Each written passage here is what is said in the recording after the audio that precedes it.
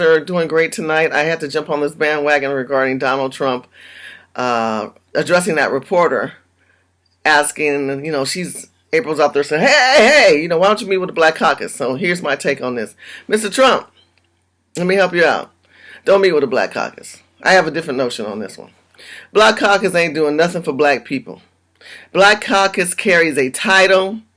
It carries a card that says, we have the right to the White House. I think you need to reject their card, and let me tell you why. Black men are incarcerated right now. Black people are killing black people right now. Black people are homeless downtown LA right now. Black people are sleeping in their cars and being ejected from their cars. Their cars are being compensated, and they are becoming homeless right now. Black mothers are losing their fathers on bull crap like 3 strikes you're outlaws that need to be amended and adjusted. Your urban renewal agenda plan consists of what? Jobs, safe communities, and high-paying jobs. Do you think the Black Caucus give a crap about any of those things? Hell no. The Black Caucus is about the Black Caucus. They're old, they're dysfunctional, they're disjointed, and they're probably sitting in Congress peeing all day on the pens. That's how I feel about the Black Caucus.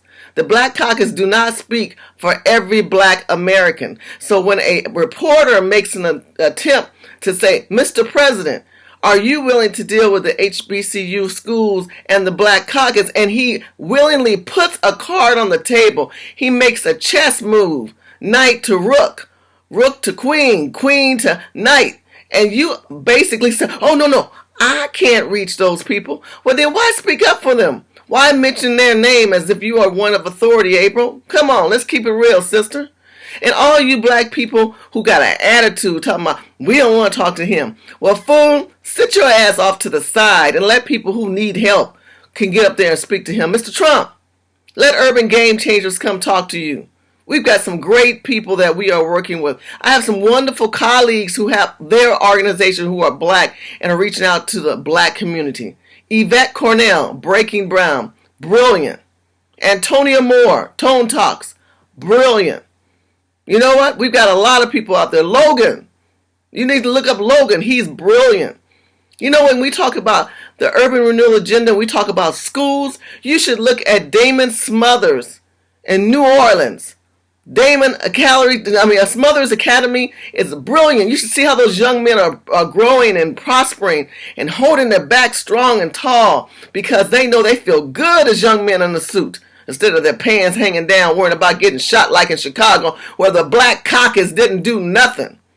So that's how I feel about this. Don't even worry about the Black Caucus. And don't even worry about social media. You just keep doing what you're doing, which is make America great again. And when you are ready, we will be here. We are waiting for you, Mr. Trump, to give acknowledgement to the people who really truly have passion for this country, who are out here on the streets, unlike the Black Caucus. Remember, Black Caucus? Yeah, that's what they're doing. They're being out there being a caucus for themselves and not really caring about the issues within the young black communities. So I want to address that. Second thing, the protesting today of the illegal immigrants. I'm going to add this on at the end. Please do me a favor. Do me a big favor. I want y'all to take a 6-month protest. I challenge the illegal immigrants to do a 6-month protest. Don't go to work. Don't go to work. If your employer wants to pay you for 6 months for doing nothing, then let them do that. But trust me, then all you guys will feel the pain of how you really won't be needed and see people cross that line.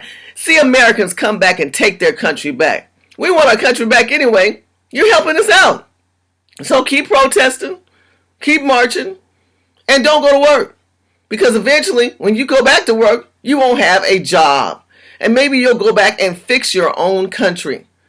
I don't understand why you won't go back to your own country and hold your elected officials accountable. That's why we are fighting for in Urban Game Changers, to hold ourselves and our elected officials accountable. It is not right for someone to come here and think that they're going to make this country dysfunctional and dismanagement by saying, hey, we're going to protest. Well, hey, I commend you.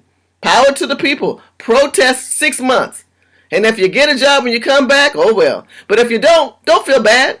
Go back to your country. And for those who say, oh, you're taking the families away. This man got pulled away from his family. Don't do that. Don't do that. Don't worry. You can come and take your children and your wife with you too. And you can go on back to where you came from and make it free for every American all over the country. So that's how I feel about this whole subject matter. This is not the end. This is only the beginning of the revolution.